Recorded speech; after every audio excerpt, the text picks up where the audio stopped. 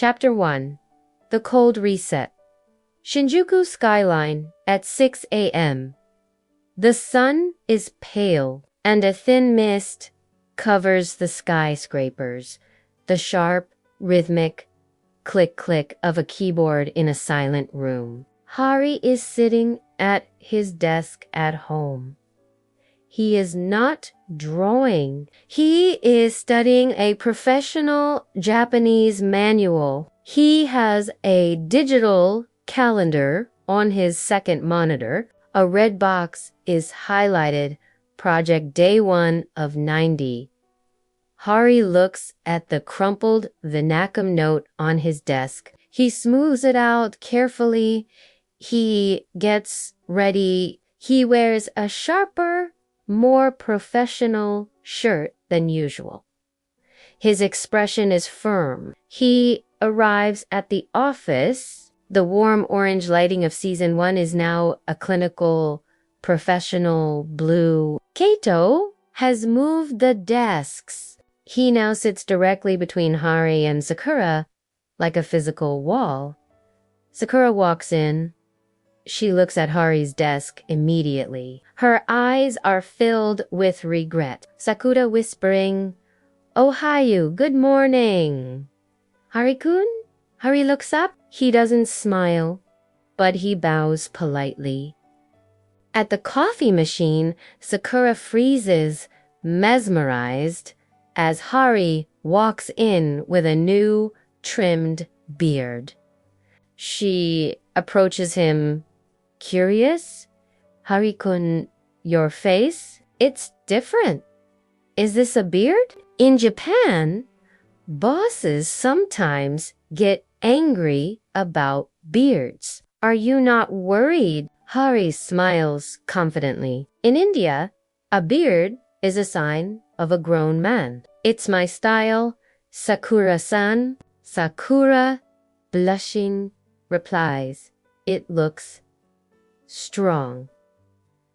Like a hero." "Yes, it suits the new you very well." "Oh, hayo, Sakura-san." Kaito walks in, holding 2 expensive latte. He hands one to Sakura Kato.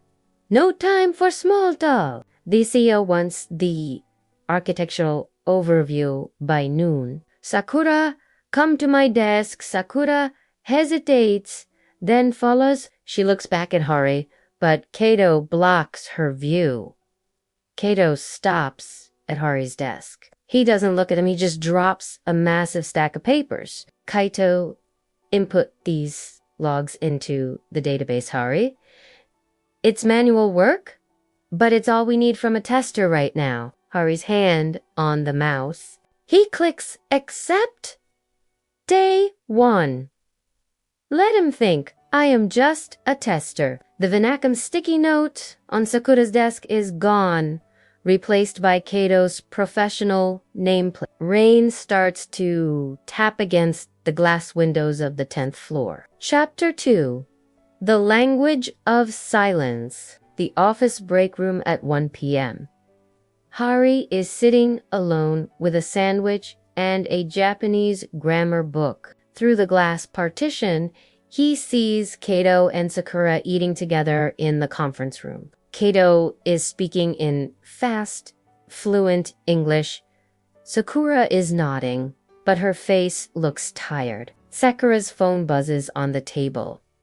She has sent a message to Hari. "Hari-kun, why are you so quiet today? Let's have lunch together tomorrow." Hari looks at the notification. He remembers Kaito's arm around her at the station. He does not reply.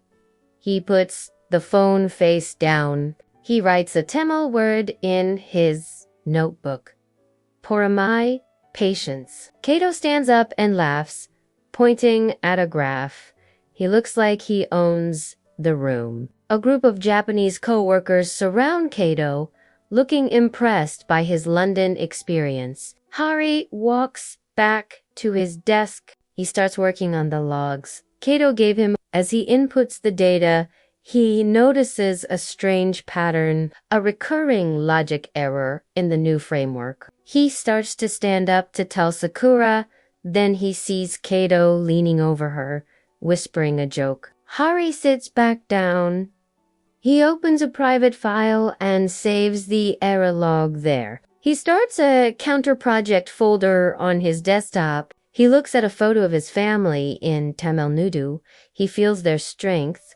4 p.m. Sakura walks past Hari's desk. She drops a small candy on his keyboard. Sakura quietly, "Don't work too hard, partner." Hari looks at the candy, then at her back. He doesn't eat it. He puts it in his drawer. Chapter 3, The Secret Study. 9 p.m. The office is nearly empty. Kaito and Sakura are leaving together. Kaito is holding her coat. "Kaito, I'll walk you to the station. We need to discuss the phase to launch anyway." They leave. Hari is the only one left. The cleaner starts the vacuum in the hallway. Hari switches his monitor.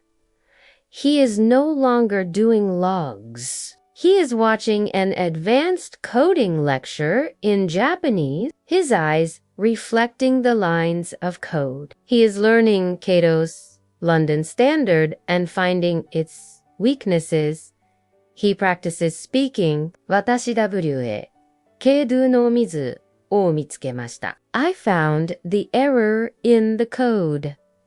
He says it again, louder and more confident. 11:30 p.m. Hari walks through the quiet Shinjuku streets. The neon lights are reflected in the puddles. The city feels peaceful, like it's waiting. He passes a bookstore. He buys a business Japanese dictionary. He reaches his apartment.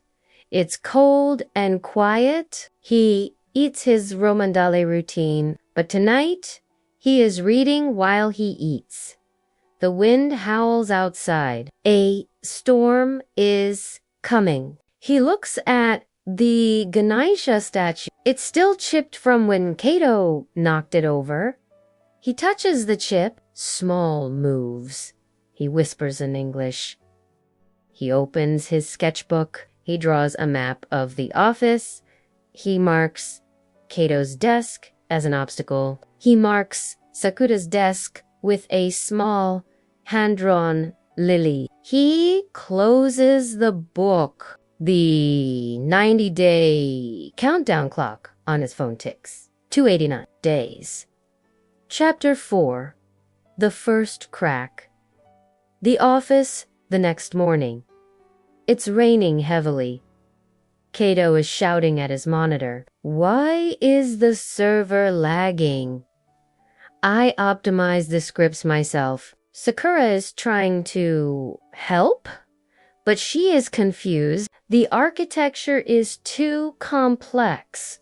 Kaito-san. Hari sits at his desk, working silently. He knows exactly why the server is lagging. Kaito turns to Hari. "Hari, did you mess with the logs? The system is crawling." Hari income cleared Japanese. "I only entered the data you gave me. Kato-san. Perhaps the automation logic is incomplete?" The whole office goes silent. Kaito looks insulted. "Kaito, incomplete. I built this in London. You're just a manual tester? Stick to your logs?" Kaito turns back to his screen, frustrated. Sakura looks at Hari. She sees the change in his eyes. He isn't afraid anymore. Hari goes back to his work. He hasn't shown his weapon yet.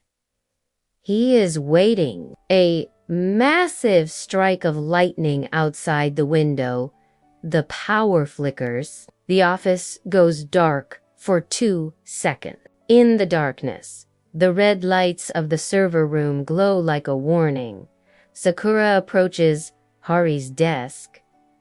"Hari-kun, How did you know about the automation? Hari, I am a tester. Sakura-san, I see the cracks. He looks her directly in the eye. Kaito watches them from his desk, his eyes narrowing. He realizes Hari is not the same man. The office boardroom, a long glass table reflecting the rainy Tokyo skyline. High tension, the sound of high-standard shoes and expensive leather boots on the polished floor. A group of serious-looking executives from global retail arrive. They are the company's biggest clients. Kaito is wearing a three-piece suit, looking like the hero of the day. He is preparing a live demo on a massive 4K screen. The new London Standard logo is spinning. Hari is sitting at the very back of the room, almost invisible. He has his tablet open. Close-up of Hari's tablet. He is running a side script he built in secret, the Counter project. Sakura is sitting next to Kaito. She looks nervous, checking the server logs repeatedly. Our automation ensures 100% error-free deployment. You won't need manual testers anymore. He looks back at Hari for a second, a cold smirk on his face. The demo begins. The clients look impressed as data flows across the screen with incredible speed. Hari's eyes. He sees a tiny flicker in the data delay of 0.5 seconds. There, the memory leak. Kato's script is too heavy for the client's old database. Sakura notices the flicker too. She looks at Kaito, then at Hari. Hari shakes his head slightly at Sakura's silent warning. Kaito ignores the flicker and continues, and now, the final transaction, ... double, quotes. He clicks the execute button. A sharp digital beep. The screen turns deep red. Critical error. System timeout. The room goes dead silent. The lead client frowns. Kaito standing in front of the red screen, his face turning pale. He is frantically typing on his laptop. It's just a local network issue. Give me 1 minute.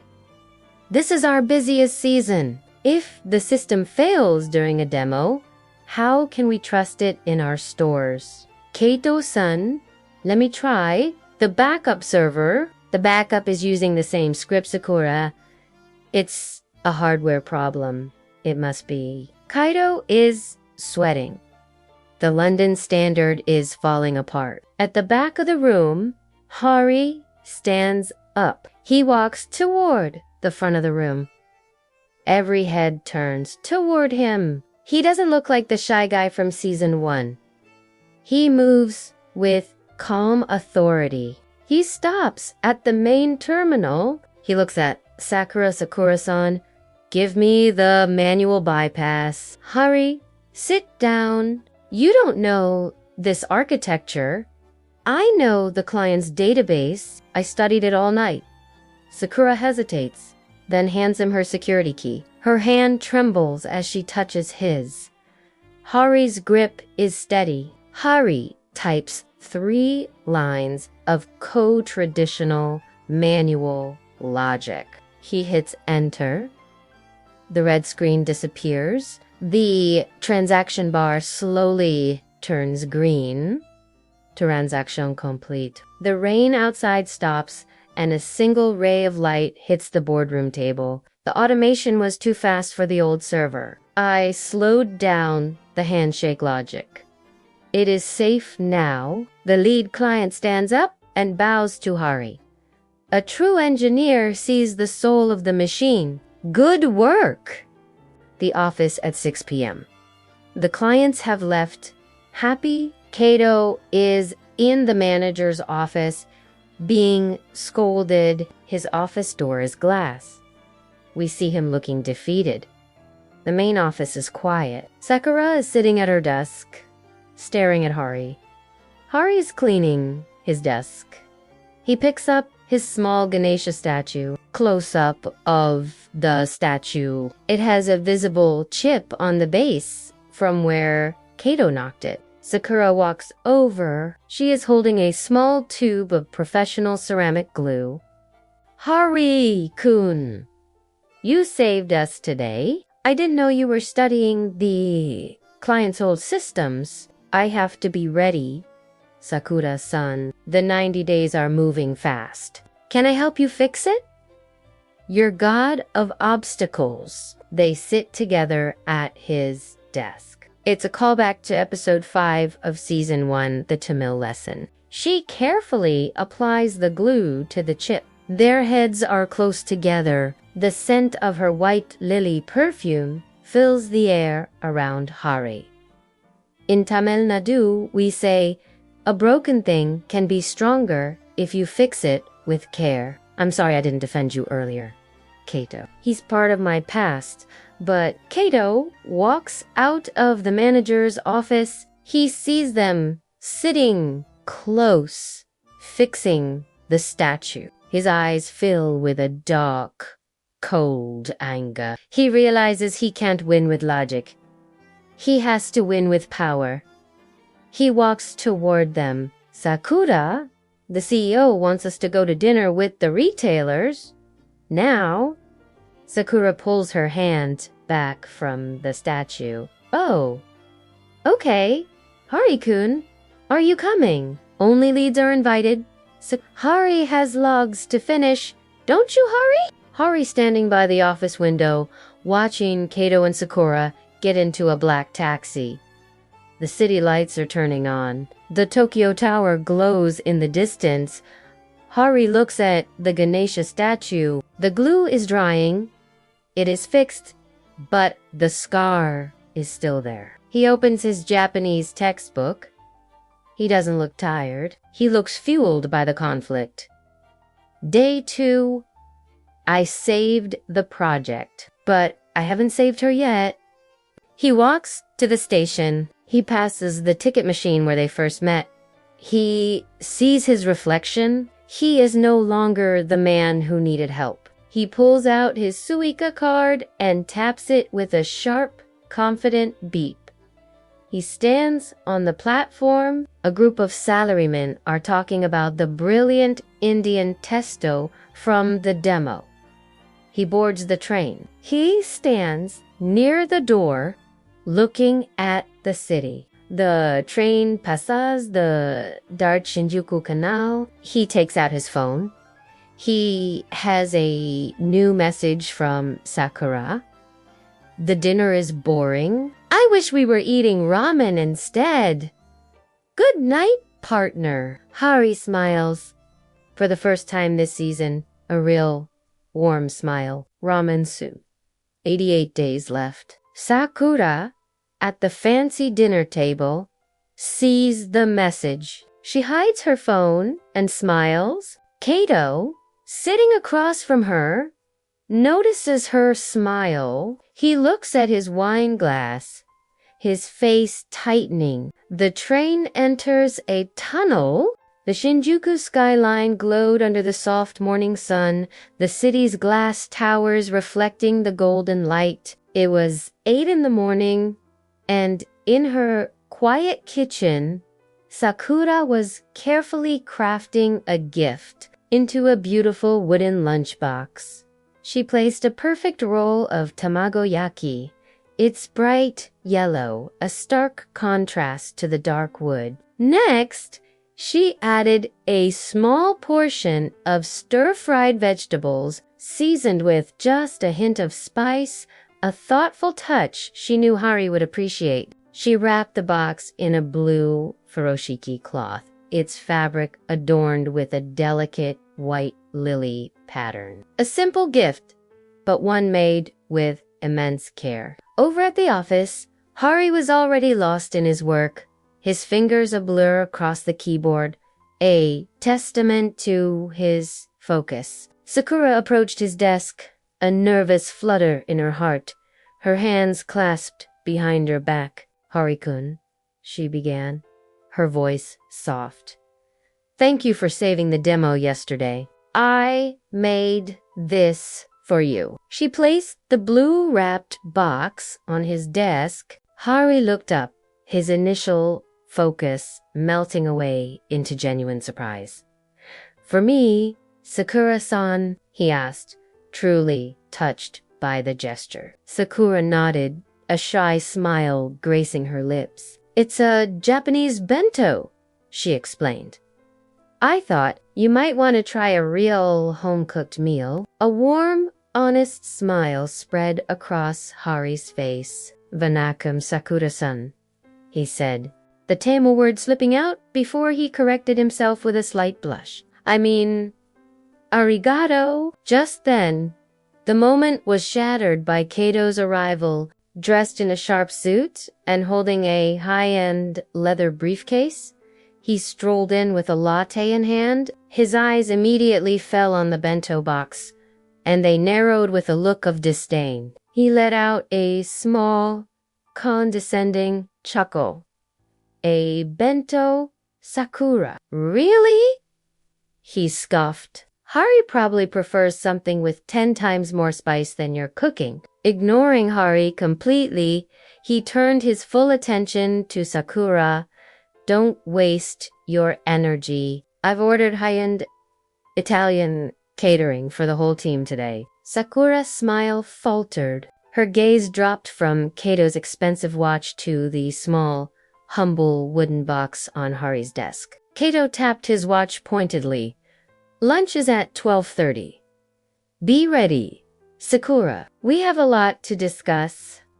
As he walked away, Hari looked down at the bento, the weight of Kaito's arrogance pressing down on the quiet office air. At 12:30 p.m., the office break room buzzed with chatter, the air thick with the aroma of truffle pasta and grilled salmon. The team gathered around a long table laden with fancy catering boxers from one of Tokyo's most famous restaurants. Kaito stood at the head of the table, playing the generous host. "This is the best in Tokyo," he announced grandly. "Only the finest for this project." Sakura sat near him, but her eyes kept darting towards the door, anxiously awaiting Hari's arrival. When Hari finally entered, he wasn't carrying a catering plate. Instead, he held the blue-wrapped bento box. He walked past the lavish spread and took a seat at the far end of the table. A sudden silence fell over the room. Kaito broke it with a smirk. Still going with the homemade option, Hari, he taunted, "You're missing out on a 5-star meal." He then added, with a deliberate edge to his voice, "Japanese food is very delicate. I'm not sure your Indian palate will even be able to taste it." A few of Kaito's allies in the office snickered. Sakura bit her lip, her face flushing red with embarrassment. But Hari remained calm. He didn't look angry. Instead, he slowly and deliberately unwrapped the blue cloth. As the wooden box opened, it revealed a stunning work of art. The colors were vibrant, the rice was perfectly arranged, and a subtle, inviting scent of toasted sesame filled the air around him. Hari took out his personal wooden chopsticks. Kaito watched intently, a smug look on his face, clearly expecting Hari to fumble. But with perfect, graceful precision, Hari picked up a single grain of rice, then a piece of the rolled omelette. He had been practicing this every night in his apartment, preparing for this very moment. He took a bite, and his eyes closed in a moment of pure, genuine appreciation. Then, in a clear, confident voice that carried across the quiet room, he spoke in perfect Japanese. "Sakura-san, This is the most delicious thing I have eaten in Japan. Sakura's face lit up. All the embarrassment she felt just moments before vanished, replaced by a radiant, heartfelt smile. I can taste the care you put into it, Hari continued, his eyes meeting hers. Thank you. Suddenly, the expensive Italian food seemed to be forgotten. All eyes were on Hari's bento. A young developer sitting nearby leaned in. Wow, Sakura-san. That looks better than the catering, she exclaimed. Sakura, now glowing with quiet pride, replied shyly. I just wanted to show Hari-kun our flavors. In a gesture of shared delight, Hari used his chopsticks to offer a small piece of the tamagoyaki to his colleague. It's very good, he said warmly. Kaito sat at the head of the table, completely ignored. His expensive pasta grew cold as he watched this bento bridge form between Hari and the rest of the team. He realized with a jolt that Hari was no longer an outsider. His plan had backfired. Abruptly, Kaito stood up. Sakura, we need to finish the API documentation. Lunch is over. Sakura looked at him, surprised. But I haven't finished my own lunch. Kaito-san. Kaito's tone was cold and dismissive. Work doesn't wait for lunch. Let's go. Sakura glanced at Hari, who gave her an encouraging nod. Go, Sakura-san, he said gently. I will finish every bite. As Sakura left with Kaito, her heart remained at the table with Hari. Later that evening, around 8 p.m., the office was finally quiet. Hari stood at the office sink, carefully cleaning the bento box, drying it with a soft cloth. Sakura, looking tired but relieved, approached him. I'm sorry, Kaito was so rude today, she said softly. He thinks money can buy everything. Hari finished drying the box and wrapped it neatly back in the blue furoshiki. He handed it to her. He can buy the best food in Tokyo, Hari said, his voice sincere. But he can't buy the way this made me feel. He then switched to Tamil, the word flowing naturally. Nandori, Sakura-san. Sakura repeated the word, her voice a soft echo. Nandori? Nandori? They stood by the window, the glittering city lights reflecting in the polished wood of the box. On the wall, a calendar marked their project timeline, now showing 87 days remaining. Unseen by them, Kaito watched from a shadowy doorway, his silhouette sharp and menacing. That night, in his small apartment, Hari sat on the floor, meticulously practicing with his chopsticks, picking up tiny beans one by one. He was filled with a new determination. He opened his sketchbook and drew the bento box, but in his drawing, the blue cloth transformed into a flowing bridge, connecting a grand Tamil temple with the iconic Tokyo Tower. Miles away, in his luxurious apartment, Kaito threw away the leftovers of the day's expensive catering. His eyes fell on a photo of himself and Sakura from their university days. A bitter, jealous expression crossed his face. I won't let a tester take what's mine, he whispered to himself. He pulled out a Fila performance review for the project. Next to Hari's name, under the category Cultural Integration, he scrawled one word, low. Back in his room, Hari put his chopsticks down. He glanced at his phone, at the 90-day countdown. A quiet resolve settled over him. Food was just the beginning. He would show Kaito and everyone else that he belonged here. As a soft summer moon hung over the Shinjuku Canal, Hari lay down to sleep. He could still smell the faint scent of sesame on his hands, and he smiled. Across the city, On Sakura's bedside table lay the blue furoshiki cloth. She gently touched the fabric where Hari's hand had touched it earlier. 4 in the afternoon, over the Shinjuku skyline. The sky is a heavy, bruised purple. A low rumble of distant thunder echoes inside the office. The lights hum with a cold, white energy. Hari sits at his desk, staring at the 90-day calendar on his wall with a pen.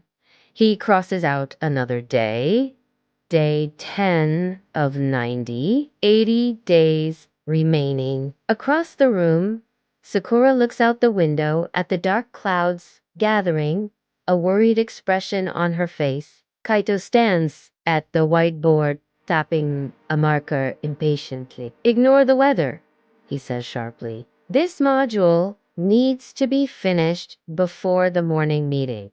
"Sakura, don't lose focus." Hari glances over at Sakura. He notices she hasn't brought her umbrella today. Quietly, he pulls his own clear plastic umbrella out of his bag and leans it against the side of his desk, where she might see it. Suddenly, a heavy downpour begins. The rain lashing against the glass windows with a series of sharp slash. The sound is so loud, it completely drowns out Kaito's voice for a moment. Hours later, at 7 o'clock, the office is closing. Kaito slips on his expensive designer trench coat. "Sakura, it's a storm out there," he says, his voice smooth. "My car is in the basement. I'll take you home." Sakura looks from Hari to Kaito. "Oh, the trains might be delayed," she says, her voice hesitant. Kaito glances at Hari, a smug smile playing on his lips. "Hari, I'd offer you a ride, but there's no room for extra bags in the back.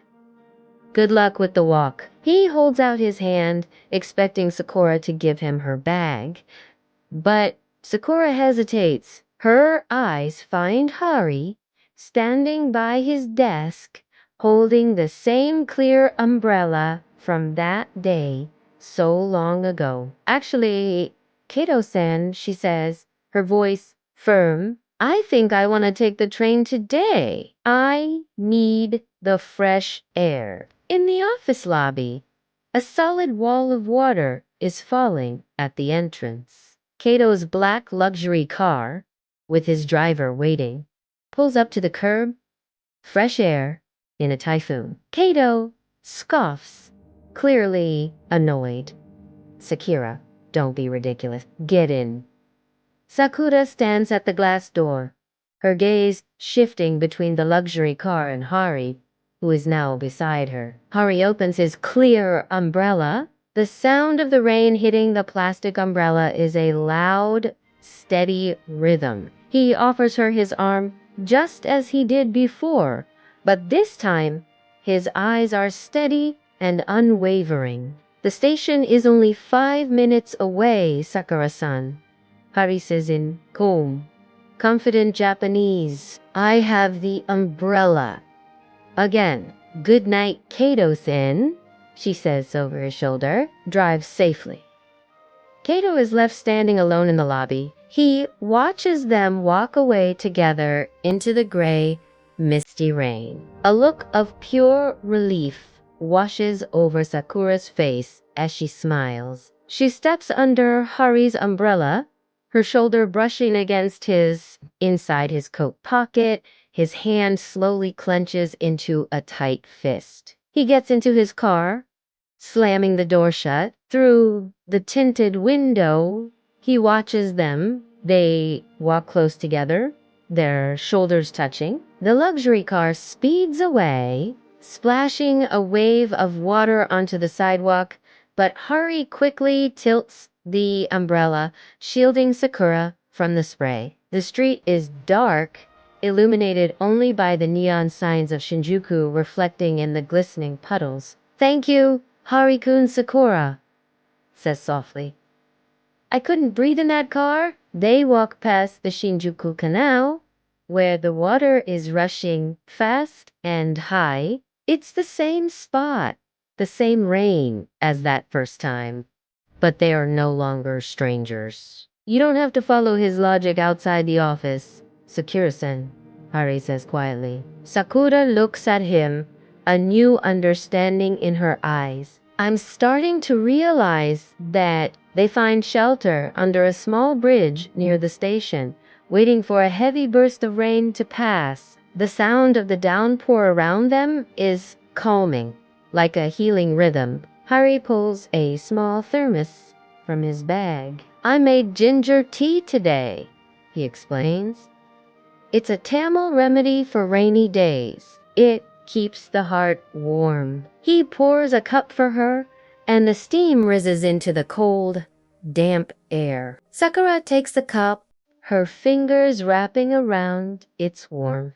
The fragrant steam makes her eyes mist over. Why are you still so kind to me? She asks, her voice thick with emotion. After everything Kaito said, and how I didn't stop him? Hari gazes out at the rain hitting the pavement. In India, we say the rain doesn't choose which flower to water. You are my partner, Sakura-san. That hasn't changed. Sakura's hand instinctively touches the kintsugi-style golden crack she painted on her phone case, a detail made to match his own Ganesha charm. Just for a second, she leans her head briefly against his arm. In a puddle at their feet, the reflection of the Tokyo Tower shimmers and breaks as raindrops disturb the surface. Hari feels his heart race, but he remains calm. He is the remover of obstacles now. The rain finally slows to a light drizzle, and they continue their walk to the station. When they reach the ticket machine, Sakura smiles playfully. Do you need help with the ticket, traveler? Hari laughs.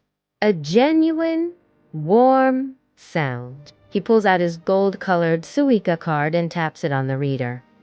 A clear beep sounds. Not today, Sensei. They stand on the platform as the announcement for the last train echoes through the station. As the train pulls in with a screech of brakes, they share a look that says more than any line of code ever could. Miles away, Kaito's luxury car is stopped in traffic. He stares blankly at the rain streaking down the windshield, looking miserable despite the opulence surrounding him. He pulls out his phone and navigates to a hidden folder, the one containing the photo of him and Sakura in the dark office.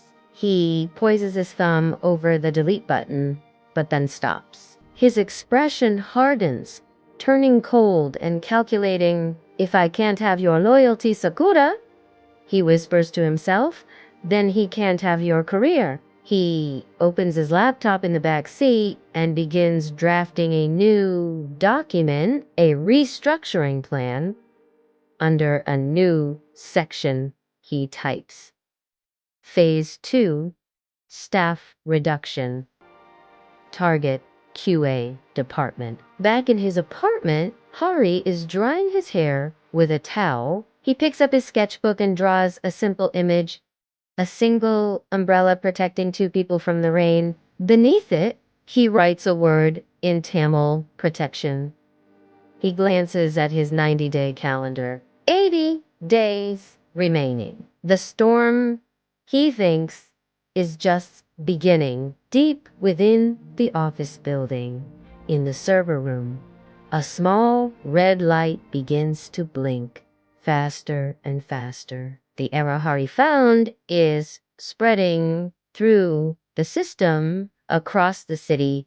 Tokyo glows under a fresh, clean rain at 2 a.m. in the morning. The rhythmic thump-thump of the Tokyo subway echoes in the distance. Kaito's car drives into a dark, foreboding tunnel, and the screen fades to black. The office was a tomb at 10 o'clock at night, the only light coming from the server room's glow and my own desk lamp. The air hummed with the sound of cooling fans, a constant, lonely rhythm.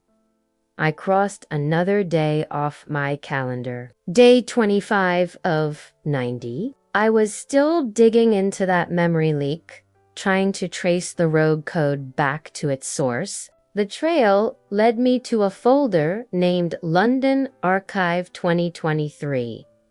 It was password protected, of course, but I'd noticed a pattern in Kaito's passwords, a certain logic he couldn't escape. Click, the folder opened. Hundreds of error logs flooded the screen, all dated from Kaito's time in the UK. My eyes widened in the blue light of the monitor as I opened an internal memo. The subject line was Stark, Kaito, project failure. The reason, a critical logic overlook that had cost the company £2 million. The recommendation was even harsher, repatriation to the Tokyo branch.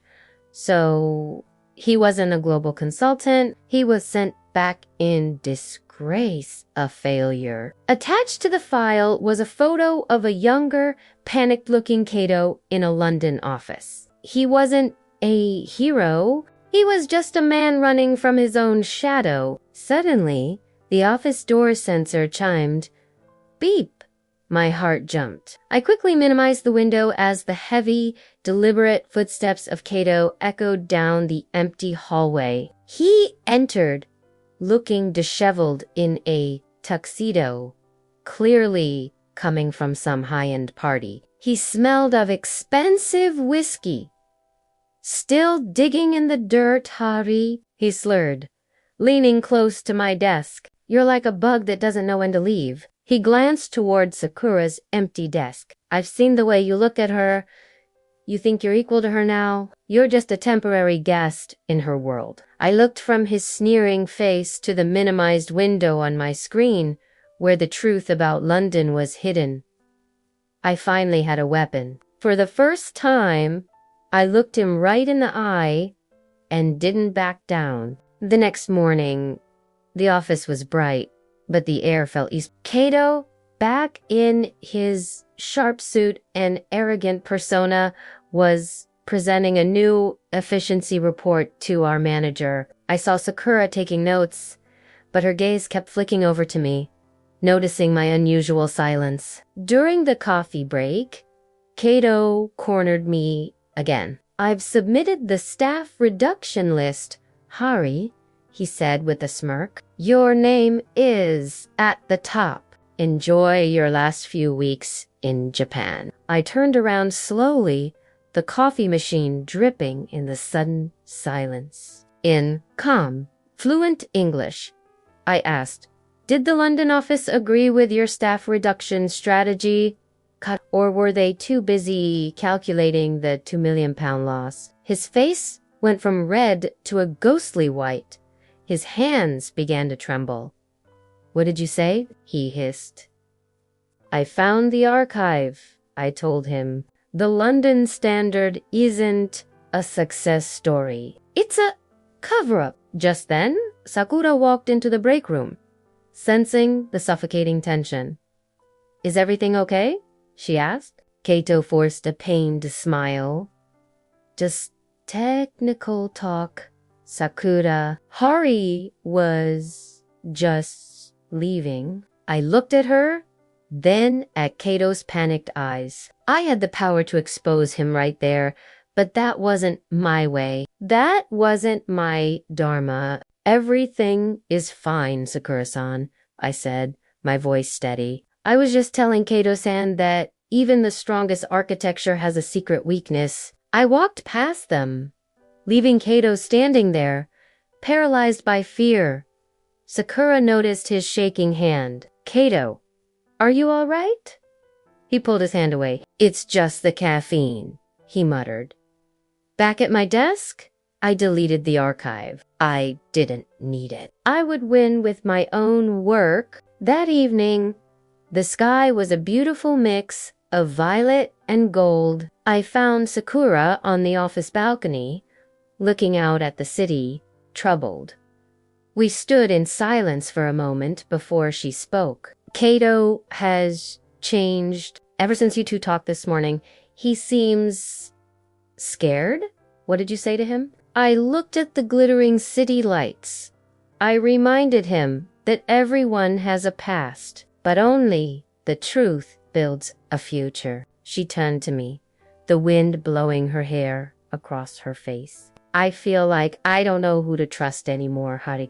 This whole project, it feels like a game. I tentatively reached out and touched her hand where it rested on the railing. Trust the work, Sakura-san, and trust the people who stayed when the system crashed. Her mind flashed back to that night we fixed the midnight bug. The connection was still there, stronger than ever. She didn't pull her hand away. Instead, she leaned closer. Will you stay, even after the 90 days? I smiled, a real, determined smile. I'm not leaving until the project is perfect, and until you are smiling again. A single star appeared above the Tokyo Tower as our hands stayed overlapped on the cold metal. But we weren't alone. Through the glass door, Kaito was watching us. He was holding his phone, his thumb hovering over the send button on a pre-written unprofessional relationship complaint. He looked at us, then at his own reflection in the dark glass. He knew if he sent it, I might expose his London secret. He was trapped. With a frustrated scream, he put his phone away. We stood there, silhouetted against the Golden City, completely unaware of the war he had just lost. Later, in my small apartment, I was practicing calligraphy, writing the word for truth in both my native Tamil and in Japanese. A message popped up on my phone. It was from Sakura. I want to know more about your world, Hariko. Can you take me to that Tamil restaurant you mentioned? My heart leaped. I typed back, Friday night.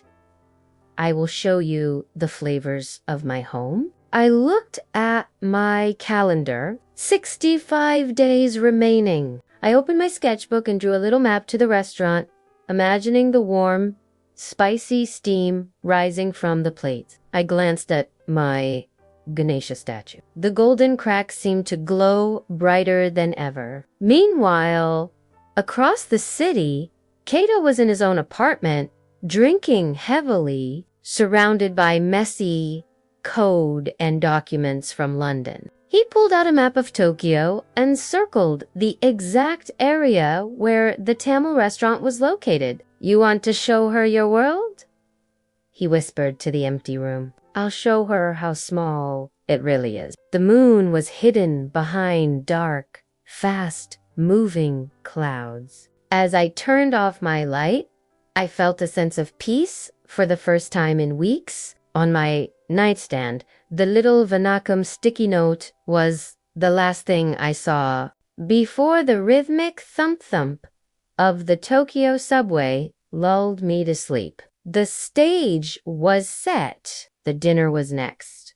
In a glowing alleyway in Tokyo, where traditional Japanese lanterns meet a bright neon sign that reads Madras Cafe, stands Hari. The busy street sounds fade away, replaced by the rhythmic clinking of a Kathu Perota blade and a soft Carnatic flute. He looks nervous but proud, dressed in a simple, clean shirt. Sun Sakura, aribesu. She's changed from her office suit into a soft yellow sundress, a vibrant flower in the concrete city. She breathes in deeply. It smells incredible.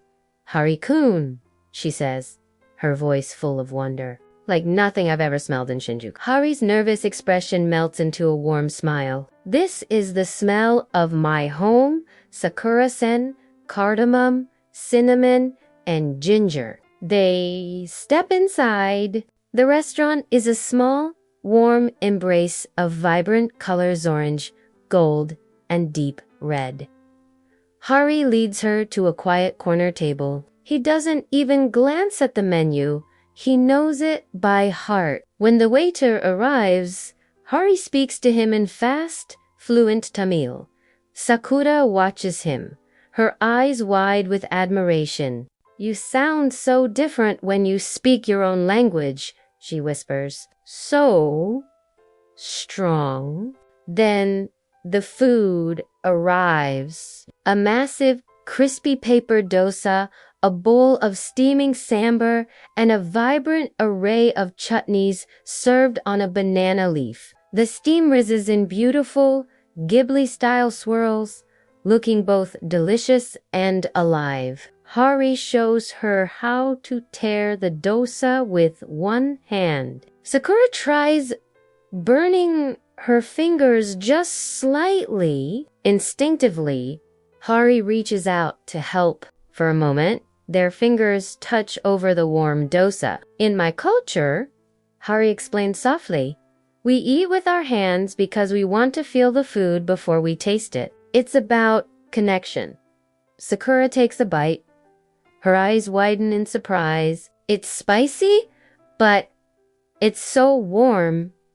It feels like a hug. Outside, the Tokyo rain begins to fall again. But inside the little cafe, it feels like a perfect summer day beach resort in. Just then, the door swings open, and a cold draft cuts through the warm air. Kaito walks in, his $2,000 suit looking completely out of place. He scans the room with visible disgust until he spots them. Without an invitation, he walks over and pulls up a chair. "I thought I'd find you here," he says, his tone sharp. "Sakura, you didn't answer my text about the project review." Sakura looks flustered. "Kato-san, this is a private dinner. How did you find us?" Kaito waves his hand dismissively. "This place, ... It's so loud, and the smell it's going to stick to your hair." Sakura. He glances at the dosa on the banana leaf as if it's a piece of trash. "Honestly, Hari," he sneers, "this is why you struggle in the office. You're obsessed with these manual traditions. It's unorganized. It's messy." He takes a sip from an expensive bottle of water he brought with him, refusing to touch the restaurants. "Sakura, let's go," he commands. "I've made a late reservation at the Ginza Steakhouse." Real food, real logic. Sakura doesn't move. She looks at Hari, waiting, wanting to see the same man who had saved their project demo. Hari slowly puts down his piece of dosa and wipes his hands on a napkin. The restaurant seems to hold its breath. He looks directly at Kaito, his posture transformed. He doesn't look like a junior tester anymore. "You talk a lot about logic, Kaito-san," Hari says, his English perfect and cold. "But you don't understand the logic of spices?" Kaito is stunned into silence. He had no idea Hari's English was this sharp. "This food has a history of 3,000 years, Hari continues, his voice steady and strong. "Each spice is a variable in a complex system. If you change one, the whole build fails. Just like our code." He stands up, and suddenly he seems taller than Kaito. "You call my culture messy because you can't automate it. You call me manual because you can control me. But tonight, you are the one who is out of place." The other customers are watching now. Sakura's eyes are shining with pride. "He's right, Kaito-san," she says firmly. "You came here to insult his home. That isn't professional. It's just mean." Kaito's face turns red with humiliation. "You're choosing this, a basement restaurant, and a guy who doesn't even have a visa for next year." "I'm choosing the person who respects me," Sakura replies, her voice unwavering. "Please leave, Kaito." Furious, Kaito throws a 10,000 yen note on the table. "Pay for the experience. I'm done with this project." Hari calmly picks up the note and holds it out to him. "Keep it he says, you LL needed to buy a ticket back to London when your 90 days are over. Defeated, Kaito snatches the money and storms out of the restaurant, disappearing into the rainy night. The warmth returns to the small cafe. Hari and Sakura sit back down. Sakura reaches across the table and takes Hari's hand. I've never seen you like that, she says, her voice soft. You were amazing. I'm tired of being quiet, Sakura-san. Hari replies, his gaze meeting hers. My home is beautiful. I won't let anyone call it small. They finish their meal in a comfortable silence, sharing a bowl of sweet payasam for dessert. Later, they walk out of the restaurant into the glowing Tokyo streets. The rain has stopped.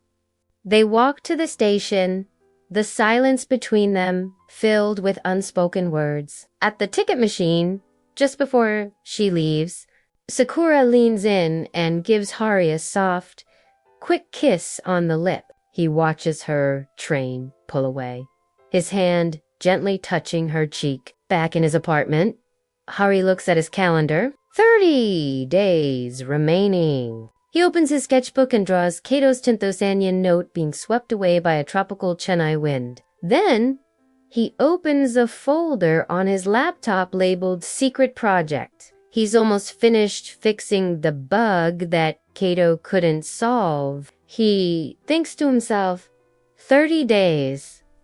I will finish the work, and I will stay. Hari lies awake in his apartment room, lips touching, staring at the ceiling, unable to sleep, thinking about Sakura's kiss. Outside, the moon shines bright and clear over the Shinjuku towers, and the rhythmic thump-thump of the Tokyo subway sounds like a steady, promising heartbeat.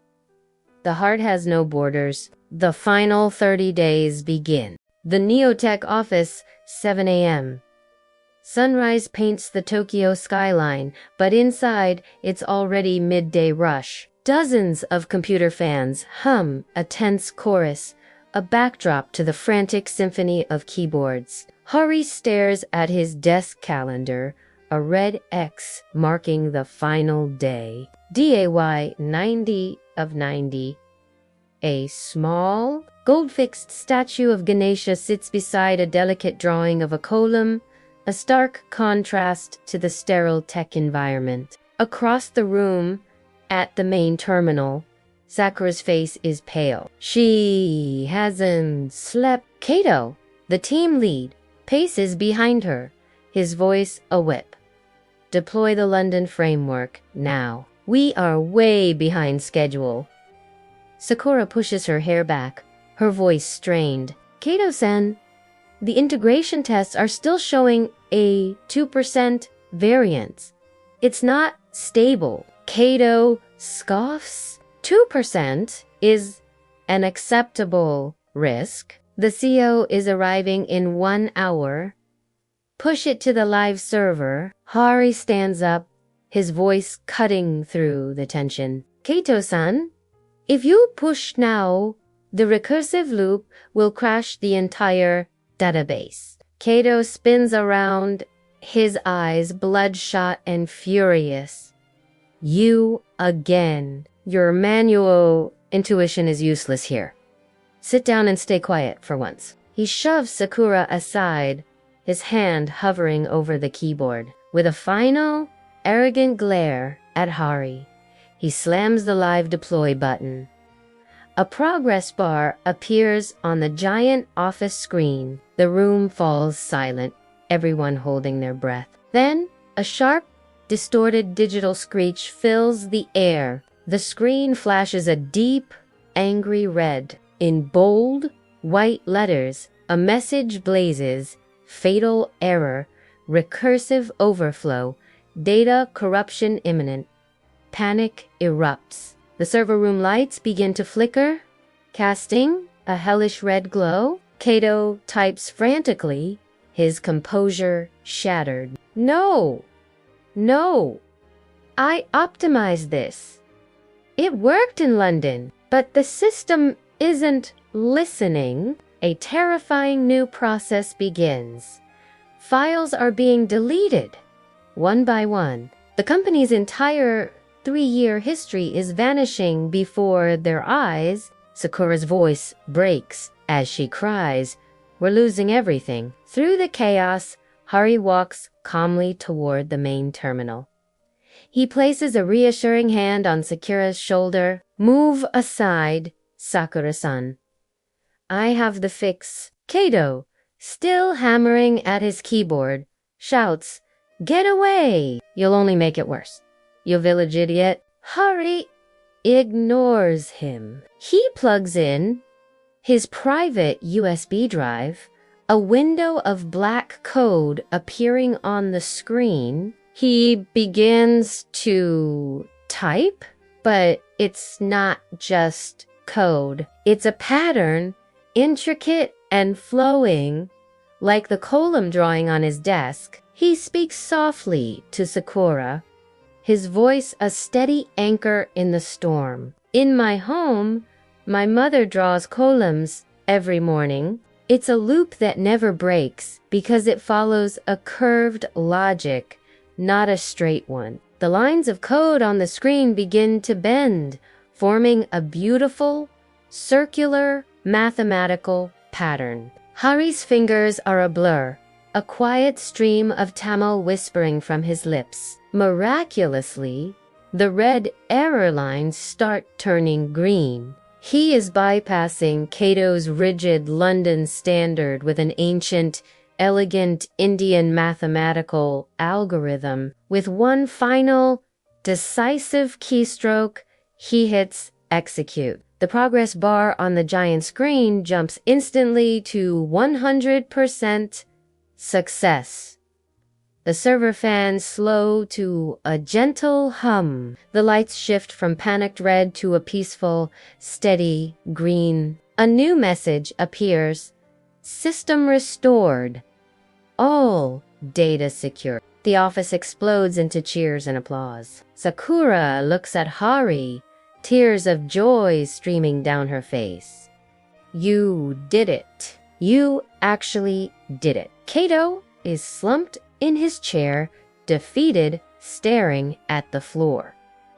Just then, the elevator dings. The CEO of NeoTech, flanked by his board of directors, walks in. The cheering dies down instantly. The CEO's eyes scan the room, taking in the green screen, then the still visible fatal error logs. "I was told there was a total system collapse," he says, his voice dangerously calm. "Who saved our data?" Kaito struggles to his feet, attempting a weak smile. "Sir, we had a small hiccup." But Sakura interrupts, stepping forward to stand beside Hari. "No, sir. Kaito-sen caused the crash. Hari-kun saved us." The CEO, an old engineer himself, walks to the terminal. He peers at the code on the screen, a look of fascination spreading across his face. He traces the pattern with his finger. "This logic.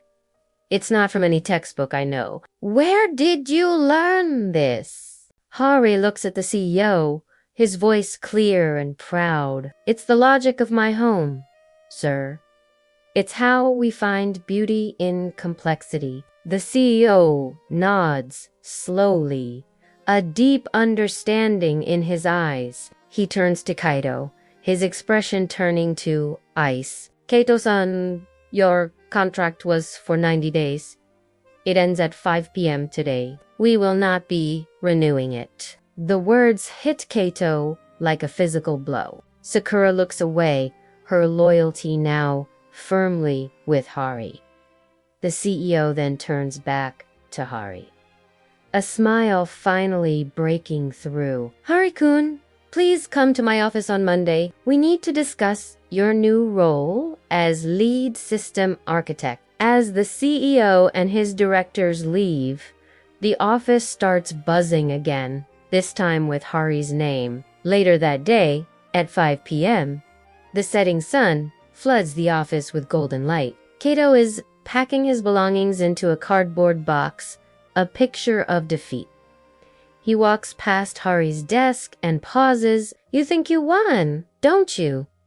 You're still just a guest here, Hari. Hari looks up from his desk, his expression calm. I stopped being a guest the moment I started caring about this place. Goodbye, Kaito-san. Kaito says nothing, just turns and walks out the glass doors for the last time.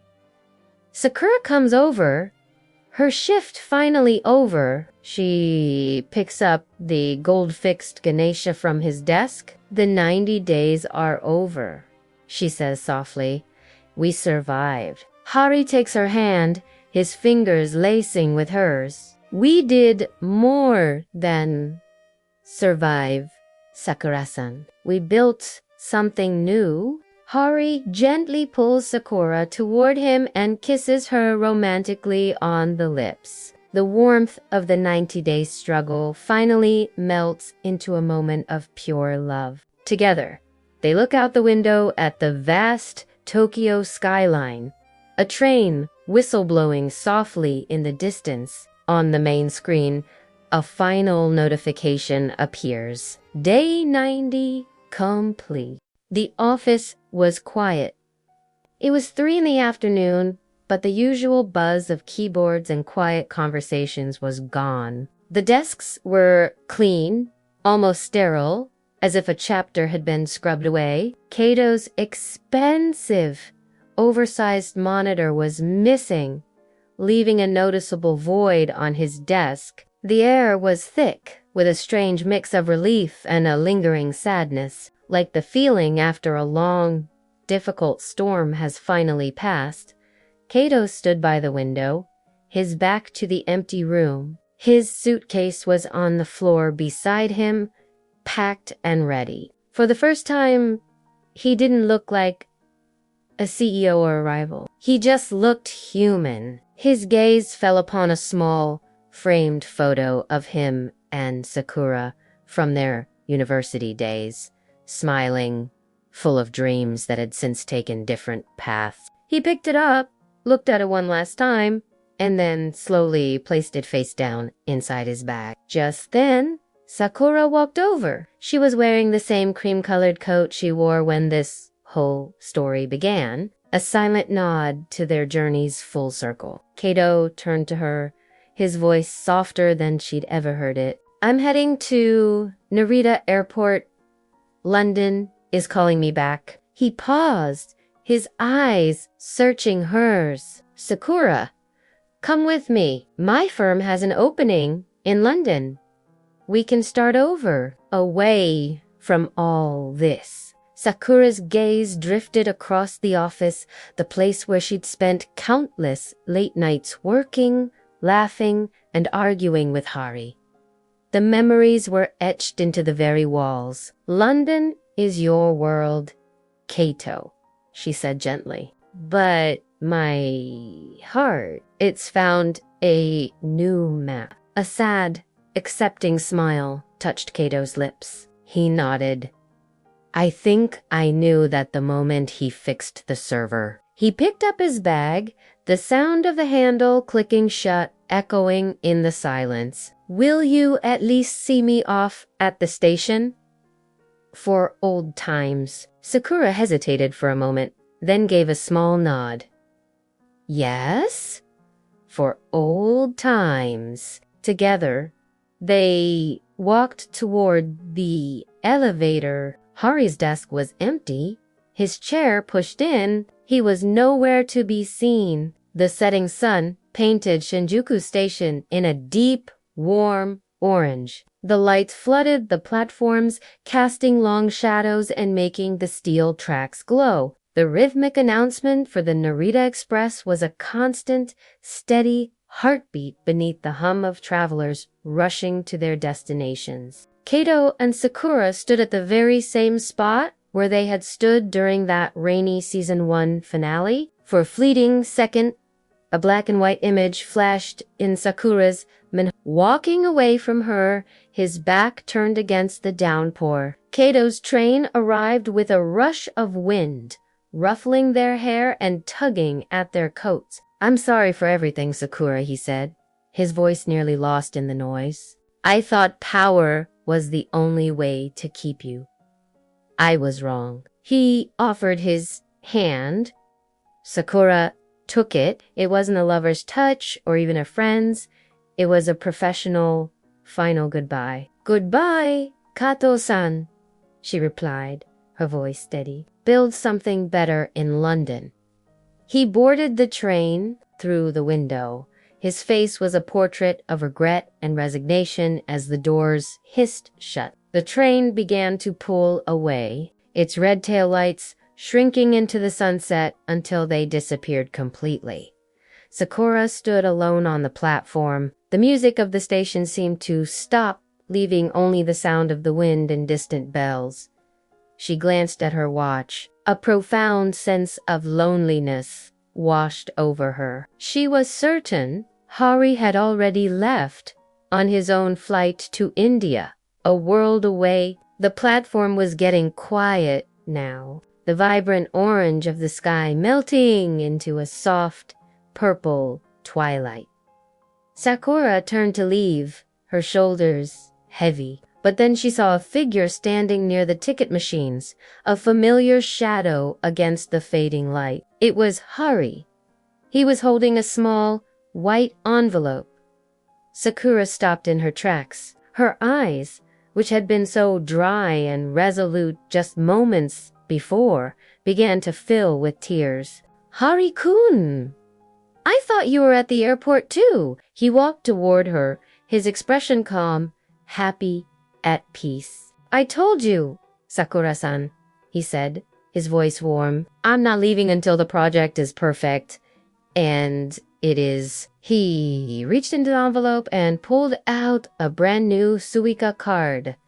It wasn't just any card. It was a limited edition with a beautiful gold and blue design that shimmered under the station lights. He handed it to her. As she reached for it, their fingers touched. This time, neither of them pulled away. The simple contact was electric, a current of unspoken feelings passing between them. "In season 1, Hari said, his eyes holding hers, "you helped me buy a ticket because I was lost.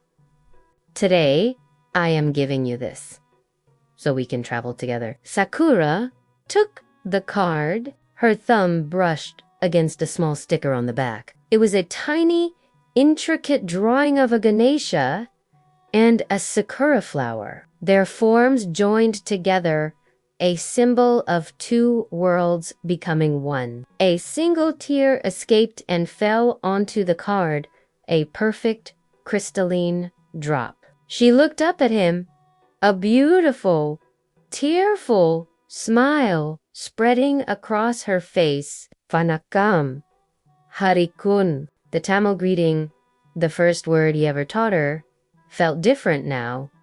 It was no longer a simple hello. It was an acceptance, a beginning. Hari's own smile was brilliant, his eyes shining with a light that seemed to rival the city glow. "Vanakkam, Sakura-san." They didn't need to say "I love you." Instead of Hari gently pulls Sakura towards him and romantically kisses her on the lips. The single word Vanakkam shared between them on that quiet platform said everything. Side by side they walked toward the station exit, their steps perfectly in sync. As they walked, flashes of their new life began to appear. The gold-fixed Ganesha statue, once a symbol of a broken project, now sat proudly on Hari's new desk, below a nameplate that lead architect. The 90-day calendar, a countdown to his departure, was crumpled in a trash bin, replaced by a framed photo of them at the summer festival, laughing. A steaming bowl of spicy ramen sat on a table,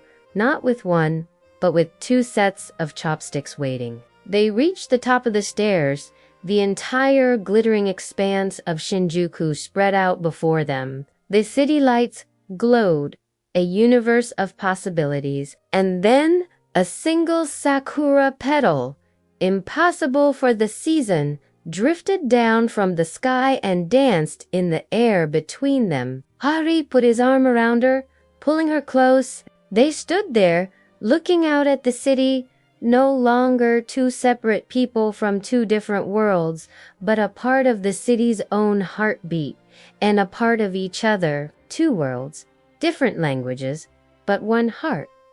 The final build is love. Thank you for watching. Please subscribe to my channel. See you in the next amazing story. Bye.